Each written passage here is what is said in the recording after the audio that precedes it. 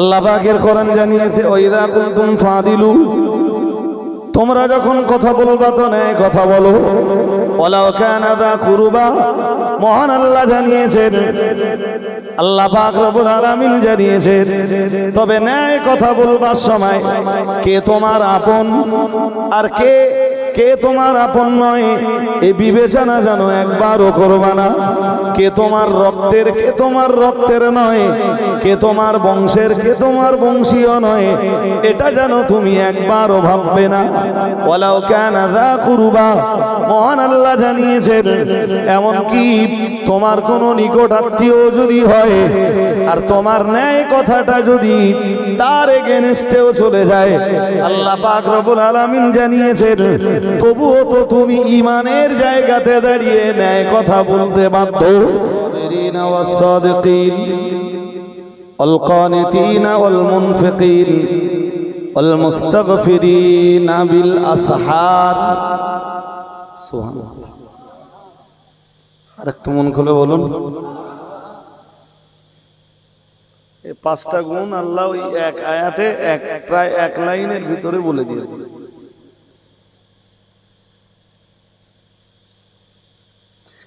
তেরো লাইনের যে কোরআনগুলো আছে খুব বেশি হলে তাতে 1.5 লাইন হবে, আর হিফজ যে কোরআনগুলো আছে তাতে 1 লাইন হবে। ওর আগে জান্নাতের আলোচনা আছে, ঠিক আপনাদের মন এখনো স্থির হয়নি বলো, অথচ আমি কোরআন শোনাচ্ছি। আমি বলেছি যে খুব, আর আপনাদের মন যতক্ষণ স্থির না হবে ততক্ষণ পর্যন্ত আমি সুষ্ঠুভাবে স্বস্তির সাথে দুটো কথা বলে বোঝাতে পারব। যে ক্লাসের ছাত্ররা যত মনোযোগী হয় সেই ক্লাসের শিক্ষকরা ছাত্রদেরকে তত ভালো পড়ায়, আর যে ক্লাসের ছাত্ররা যত অমনোযোগী হয় সেই ক্লাসে শিক্ষকরা তত খারাপ পড়ায়। খুব স্থির মনে শুনতে হবে, ভাবতে হবে যে আমার কি এই 5টা গুণ আছে। এক, আস-সাবিরিন।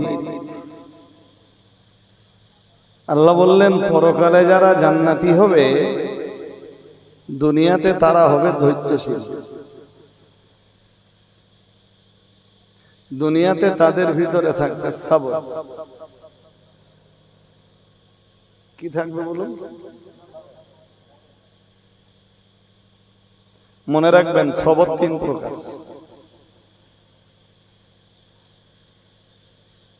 সবর কি আমরা সেটাই তো বুঝি না। আমরা সবর দেখাই তখন যখন আর কোনো রাস্তা থাকে না, তখন বলি আল্লাহ ফয়সালা করে।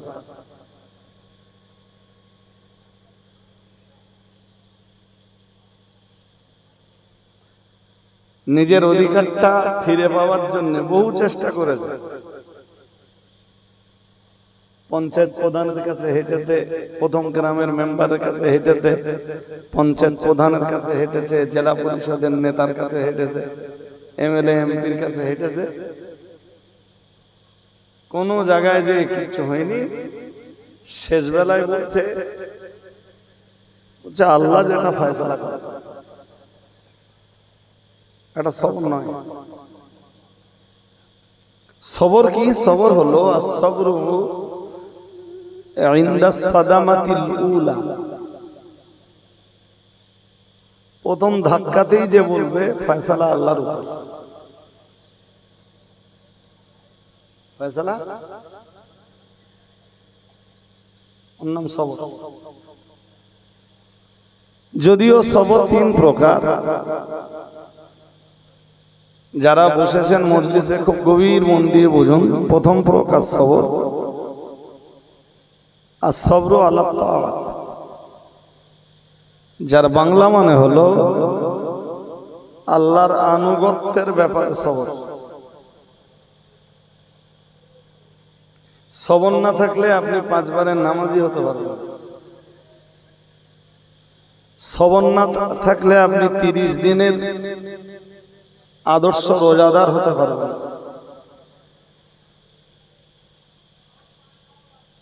কথা কি শুনছেন? আমি শুধু রোজাদার বলিনি, বলো। রোজাদারের আগে আর একটা শব্দ জুড়েছি, শব্দটা হলো আদর্শ রোজাদার। বিনা সবরে আপনি রোজাদার হতে পারবেন, বাট আদর্শ রোজাদার হতে পারবেন।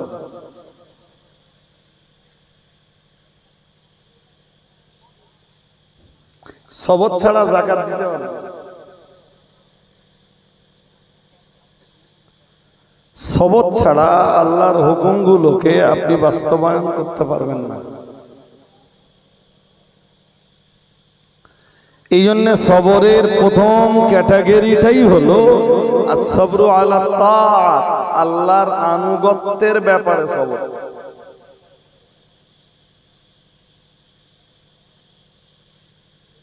যেটা রাসূলকে করতে হবে। ইয়া আইয়ুহাল্লাযীনা আমানুত্তাকুল্লাহ, হে দুনিয়ার ঈমানওয়ালা মানুষের দল, ইত্তাকুল্লাহ, তোমরা আল্লাহকে ভয় করো। ওয়াকুলু কওলান সাদীদা, মহান আল্লাহ জানিয়েছেন, আর পৃথিবীতে তোমরা সোজা কথা বলো। সোজা সোজা। তো পৃথিবীতে যারাই ঈমান এনেছেন তাদের প্রতি আল্লাহর এই আয়াতের দুটো হুকুম। একটা হুকুম হলো, প্রথম হুকুম হলো তোমরা আল্লাহকে ভয় করো, আর দ্বিতীয় হুকুম হলো তোমরা সোজা কথা বলো।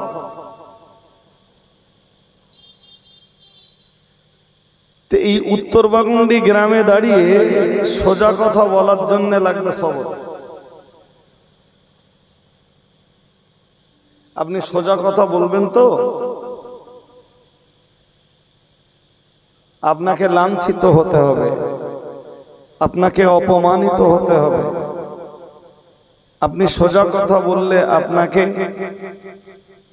আপনার প্রতি এমন, আপনার এগেনস্টে এমন পর্যায় তৈরি করা হবে যে যাতে আপনার দেহের রক্ত ঝরতে পারে, যাতে আপনি অত্যাচারিত হতে পারেন, জুলমের শিকার হতে পারেন। তো যদি আপনার ভিতরে সবর না থাকে, তাই সোজা কথা বলা আপনার পক্ষে দ্যাটস ইম্পসিবল।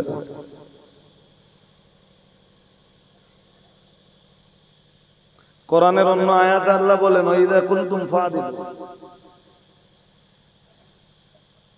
আল্লাহ বলেন যখন তোমরা কথা বলবা ন্যায় কথা বলো।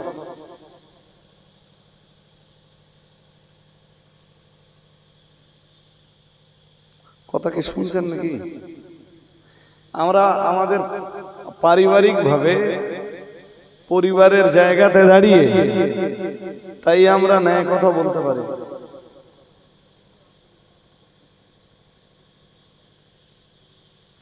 কিন্তু এটা এক ইসলামের এক মারাত্মক নির্দেশ। আমি আলাদা আলাদা করে সব কথা বলতে গেলে তো অনেক সময় যাবে নি।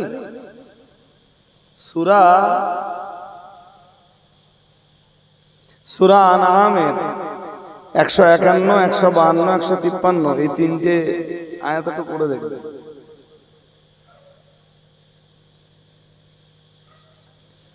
সম্ভবত 153 নম্বর আয়াতে আল্লাহ বলেন, ইন্না হাযা সিরাতি মুস্তাকিমান, আল্লাহ বলেন আমার এই রাস্তাটাই হলো সোজা রাস্তা, ফাত্তাবিউহু, আমার এই রাস্তার অনুসরণ করো। সুবহানাল্লাহ। আর একটু মন খুলে বলুন। কিন্তু 151 আর 152 নম্বর আয়াত পড়লে সোজা রাস্তা বলতে কোনটা?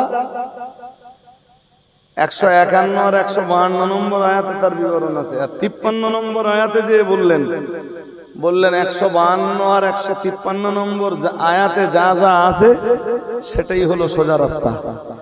সুবহানাল্লাহ। আর একটু মন খুলে বলুন। 152 আর 153 নম্বর আয়াতে যা আছে আমি তো সে বলিনি আপনাদের, তার ভিতর থেকে একটা কথা শুধু বলেছি, ওয়াইদা কুনতুম ফাদিলু। আল্লাহ বলেন যখন কথা বলবা সত্য কথা বলো, ন্যায় কথা বলো, হক কথা বলো, সোজা কথা বলো।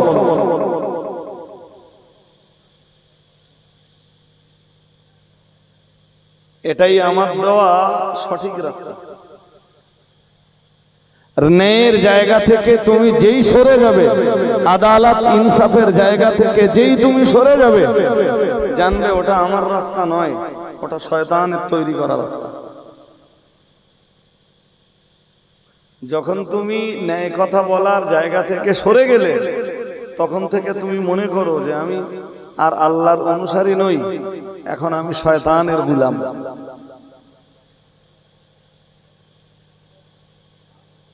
কথা শুনছেন নাকি?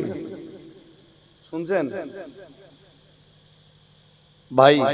এসব কথা বলবার জন্যে, বুঝবার জন্যে, মানে কোরআন দিয়ে যদি ধারাবাহিক ভাবে আলোচনা করা হয়, সবচেয়ে মজার ব্যাপার কি জানেন? মজার ব্যাপার হলো কোরআনের সব কথা এক জায়গায় নেই। এই জন্য আপনি কোরআনের তরজমা যখন পড়বেন আপনার খুব একটা ভালো লাগবে। কেন ভালো লাগে না? কোরআনের একটা কথা আপনি প্রথম পারায় পাবেন, তো পরের ঠিক ঠিক ওই কথার রিলেটেড কথাটা হয়তো আপনি কোরআনের 28 পারায় যেয়ে পাবেন। 28 পারায় আপনি যে কথাটা পাবেন, ঠিক ওই কথাটার রিলেটেড আর একটা কথা হয়তো আপনি 3 পারায় এসে পাবেন। কোরআনের কথাগুলো আল্লাহ সব এক জায়গায় দেননি। তো কি কি বলছি? এই গোছে এই এমন না, ওই বাড়ি পাঠিয়ে দাও, এই যাও তুমি আল্লাহ পাকের কোরআন জানিয়েছে, ওয়াইদা কুনতুম ফাদিলু, তোমরা যখন কথা বলবা তো ন্যায় কথা বলো। ওয়ালাউ কানা যা কুরবা, মহান আল্লাহ জানিয়েছেন, আল্লাহ পাক রব্বুল আলামিন জানিয়েছেন, তবে ন্যায় কথা বলবার সময় কে তোমার আপন আর কে তোমার আপন নয়, এই বিবেচনা যেন একবারও করবা না। কে তোমার রক্তের, কে তোমার রক্তের নয়, কে তোমার বংশের, কে তোমার বংশীয় নয়, এটা যেন তুমি একবারও ভাববে না। ওয়ালাউ কানা যা কুরবা, মহান আল্লাহ জানিয়েছেন, এমনকি তোমার কোনো নিকট আত্মীয় যদি হয় আর তোমার ন্যায় কথাটা যদি তার এগেনস্টেও চলে যায়, আল্লাহ পাক রব্বুল আলামিন জানিয়েছেন, তবুও তো তুমি ঈমানের জায়গাতে দাঁড়িয়ে ন্যায় কথা বলতে বাধ্য। আর ঠিক পরের আয়াতে বললেন, ইন্না হাযা সিরাতী মুস্তাকিমান, বললেন এটাই হলো আমার দেওয়া সঠিক রাস্তা। সুবহানাল্লাহ। আর একটু মন খুলে বলেন। সুতরাং তুমি যদি আদালতের জায়গা থেকে সরে যাও, ন্যায়ের জায়গা থেকে সরে যাও, তাহলে তুমি আমার রাস্তাতে আর নেই। মসজিদ থেকে নামাজ পড়ে বেরিয়েছে কোন এক মুসল্লি, বাড়ির বৌমার মেয়ে একটু মুখ বলা বলি হয়েছে, কতদূর গেছে জানি না। সাপোজ আমি উদাহরণ দিচ্ছি, বৌমার বলুন মেয়ে, মুসল্লি সোনা বোঝা করে পক্ষ নেবে কার?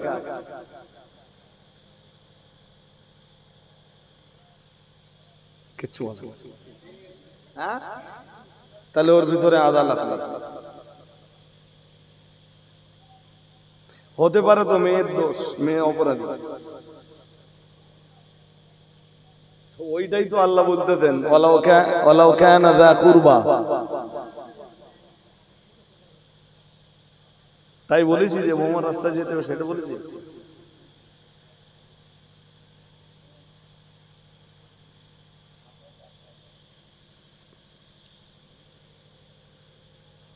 কিন্তু অধিকাংশ ক্ষেত্রে যেটা হয় আমি সেইটাই বলছি।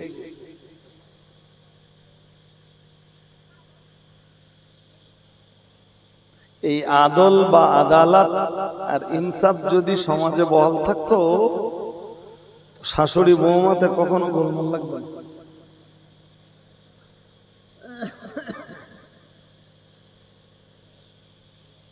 শাশুড়ি যেই হকের জায়গা থেকে সরে যায়, শাশুড়িকে বুঝতে হবে যে আমি আর আল্লাহর রাস্তাতে নেই, আমি শয়তানের রাস্তায় চলে গেছি।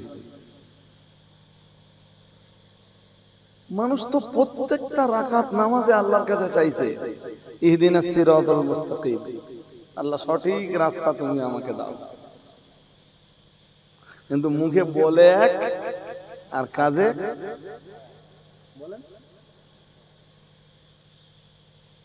মুখে বলে একরকম আর কাজে করে। আরে আমি তো ওই 151 আর 152 নম্বর আয়াতের ভিতর থেকে শুধু একটা কথা বলছি যে আল্লাহ বলতেছেন এটাই সঠিক রাস্তা। আরো তো অনেক কথা আছে, যেমন ওর আগের কথাটা আছে, আল্লাহ বলেন ওয়াউফুল কাইল, ওজনে পরিমাপে কম দিও না। যখন কাউকে মেপে দেবে বা ওজন করে দেবে ঠিকঠাক দাও।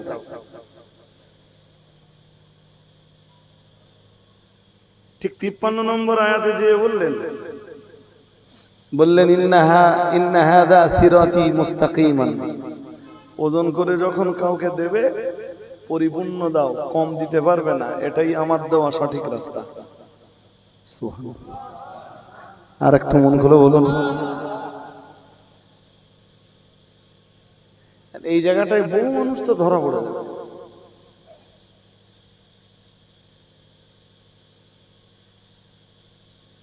ওজনে কম বলতে আপনি কি ভাবতেছেন? দাড়ি পাল্লার ওজন?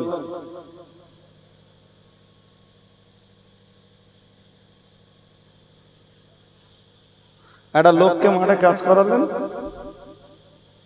কাজ করিয়ে সে যতটা কাজ করেছে ততটা পয়সা দিলেন, এর মানেই তো দাঁড়ালো এইটা যে তারে আপনি কম দিলেন। হ্যাঁ না কিছু বলবেন তো না? বুঝতে অসুবিধা হচ্ছে? কাজ করালেন সারাদিন, টাকা দেওয়ার সময় দিলেন 200 টাকা সাপোজ,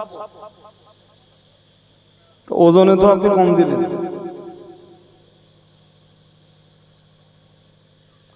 কাইম সাহেব সম্মান পাওয়ার যোগ্য যতটা, ততটা কাইম সাহেবকে দিলেন না, এর মানে তো তাকে আপনি ওজনে কম দিলেন। আপনার বাড়িতে বৃদ্ধ পিতা, তিনি যতটা সম্মান পাওয়ার হকদার ততটা দিলেন না, তার মানে আপনি তো ওজনে কম দিলেন।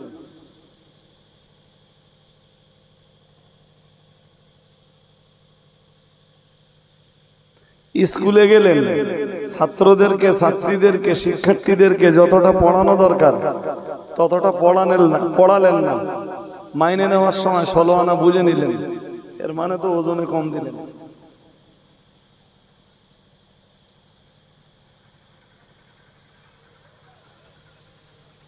এই যে জব কার্ডের কাজ হয়, কাজ করে একজন, টাকা ঢোকে আর একজনের অ্যাকাউন্টে। হ্যাঁ না কিছু বলবেন তো? ঢোকে তো, কাজ যে করেছে তার বুঝে দেওয়া হলো। হ্যাঁ না কিছু বলবেন? আরে বাবা, যে কাজ করেছে তারে কি বুঝে দেওয়া হলো? তাহলে এ রাস্তা আল্লাহর দেওয়া রাস্তা নয়, এ রাস্তা কার রাস্তা? আরে কথা বলবেন তো? আল্লাহ এই কথাগুলো বলার পরে 153 নম্বর আয়াত সূরা আনআমের 153 যে বলছেন ইন্না হাযা সিরাতি মুস্তাকিমান, আল্লাহ বললেন এইটাই তো আমার দেওয়া সহজ রাস্তা, ফাত্তাবিউহু, এই সঠিক রাস্তার অনুসরণ করো। সুবহানাল্লাহ। আর একটু মন খুলে বলুন। আপনার জামা করতে কাপড় লাগে 2 মিটার, এই শর্ট পাঞ্জাবি যারা গায়ে, যে দোকানে কাঁটা দিয়ে দিলেন সে এদিকে মন দিলে হবে না, বারবার এই লোক আসতেছে আর এদিকে মন যাচ্ছে, একদম মন দেন না, আমার দিকে চোখ রাখুন। আপনি জামা কাটাতে দিলেন 2 মিটার কাপড়ে জামা হয়ে যায়, আপনার কাছ থেকে পয়সা নিলে 2 মিটার 20 সেন্টিমিটার দেওয়ার সময় কম দিলে তো, হ্যাঁ না কিছু কম দিলে তো কার রাস্তা?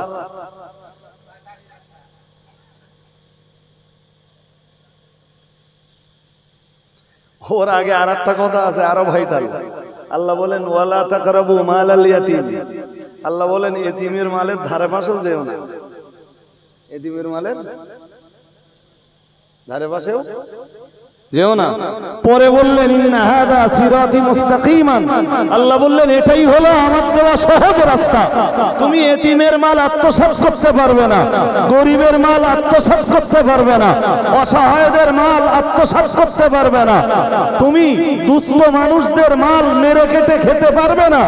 এটাই হলো আমার দেওয়া রাস্তা, এটাই হলো আমার দেওয়া সঠিক রাস্তা, এই রাস্তাটারই অনুসরণ করো। এখন যদি কেউ গরিবের মেরে কেটে খায়, এতিমের মেরে কেটে খায়, অসহায়ের মেরে কেটে খায়, দুস্থদের মেরে কেটে খায়, তাহলে ওটা তো আল্লাহর দেওয়া রাস্তা নয়, ওটা কার দেওয়া রাস্তা?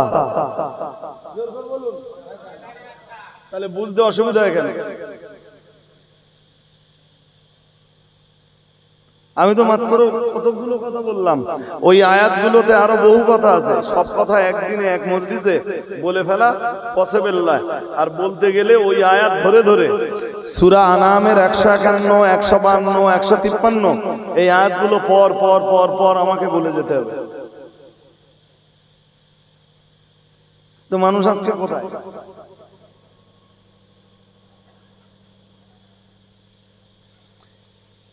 যে কাজ করে হালাল ভাবে 500 টাকা উপার্জন হবে, সেই কাজ করে একটু বাঁদরামি করলে 5000 টাকা ইনকাম।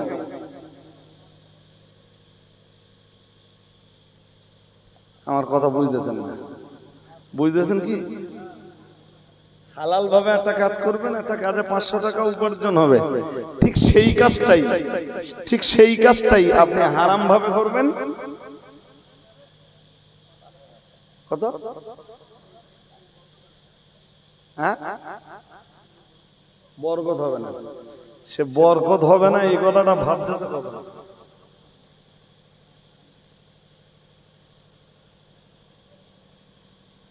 অধিকাংশরা তো ওই হালালের রাস্তাটা ছেড়ে হারামের রাস্তাটাই ধারণ করে।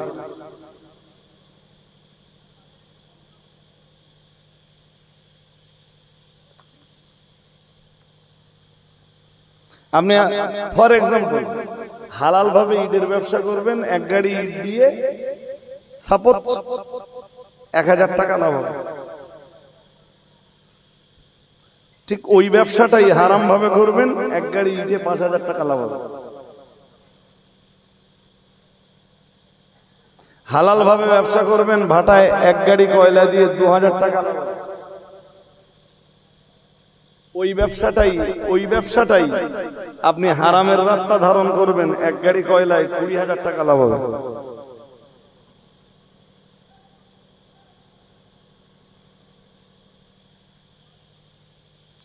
সূরা আনামের 17 নম্বর আয়াতে আমরা আল্লাহকে জিজ্ঞেস করলাম, আল্লাহ জান্নাতে যাবার জন্য কি কি গুণাবলী লাগবে, আল্লাহ কোন কোন গুণ জোগাড় করা লাগবে? আল্লাহ মহান আল্লাহ বললেন, ও আমার বান্দা মনে রাখো, আমি আল্লাহ পাক রব্বুল আলামিন বলছি, আমার জান্নাতের হকদার হওয়ার জন্য গুণাবলী লাগবে 5টা। আমরা বললাম কি কি গুণাবলী? আল্লাহ পাক 1 নম্বরে বললেন as-সাবিরিন। আল্লাহ পাক রব্বুল আলামিন বললেন 1 নম্বরে লাগবে সবর। তুমি যে গ্রামে বসবাস করবা, যে পাড়ায় বসবাস করবা, ওই পাড়ায় বসবাস করে দেখবা তোমার একজন প্রতিবেশী তুমি যে কাজ করছো একই কাজ করে প্রতিদিন 5000 টাকা কামাচ্ছে, অথচ তুমি কামাচ্ছ 500 টাকা। ওই 500 টাকা কামাই করে উপার্জন করে আল্লাহর প্রতি সন্তুষ্ট থাকবার জন্য লাগবে সব।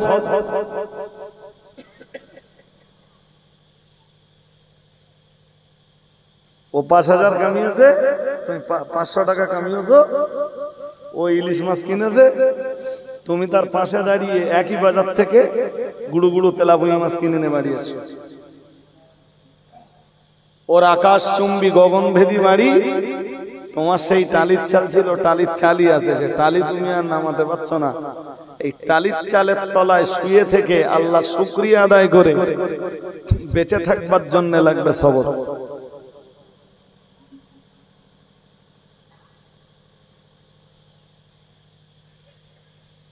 কথা কি বুঝতে অসুবিধা হচ্ছে আপনাদের? কি লাগবে?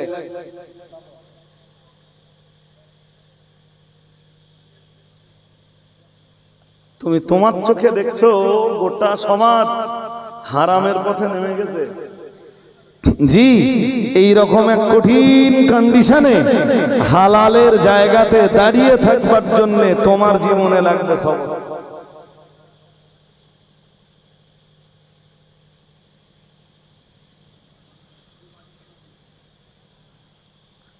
মাইন্ডে নেবেন না তো? যদি মাইন্ডে না নেন আর একটা কথা বলি ভাই, এই যে সময়কাল চলছে, কাল তো খারাপ হয় না, কাল খারাপও না, খারাপ হয়ও না।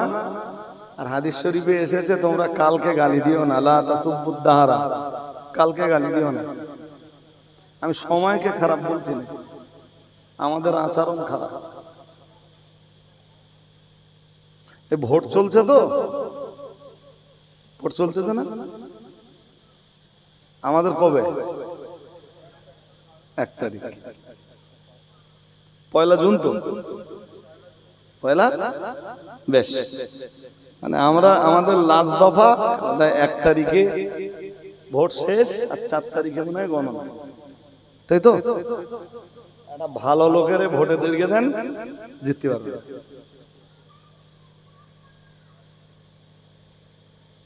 লোকটা সৎ লোক, ধার্মিক লোক, মিথ্যা কথা বলে,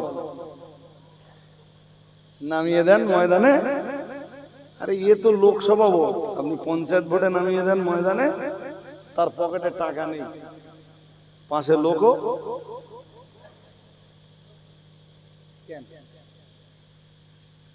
কেন?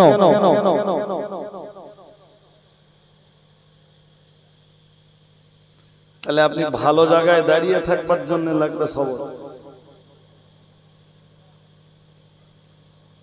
আমার চোখে দেখা, জানেন, আমার চোখে দেখা, আমাদের খুব ঘনিষ্ঠ, মুফতি সাহেবেরও ঘনিষ্ঠ, আমারও ঘনিষ্ঠ। এ ব্যাপারে এবছরে পঞ্চায়েত ভোটে দাঁড়িয়েছে, তা সেই তো যে কটা ছিল ভোটের আগে টাকা চেয়েছে, আর ওর টাকা আছে, তো ও বলেছে ভোটে হারিয়ে আর জিতি 10 পয়সা খরচ করতে পারবো না। টাকাও দেয়নি, ভোটেও জিতিনি।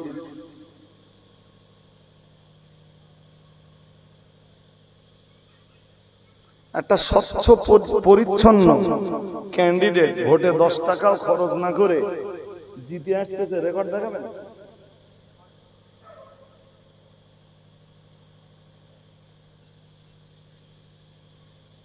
এরপরেও যদি এই সমাজে টিকে থাকতে হয় সততা সত্যতা নিয়ে, তার জন্য লাগবে সবর। এই জন্য আল্লাহ 1 নম্বরে দিচ্ছেন সবরের কথা। জান্নাত চাও, সবর লাগবে। উইদাউট সবরে তুমি জান্নাত পেতে পারো না।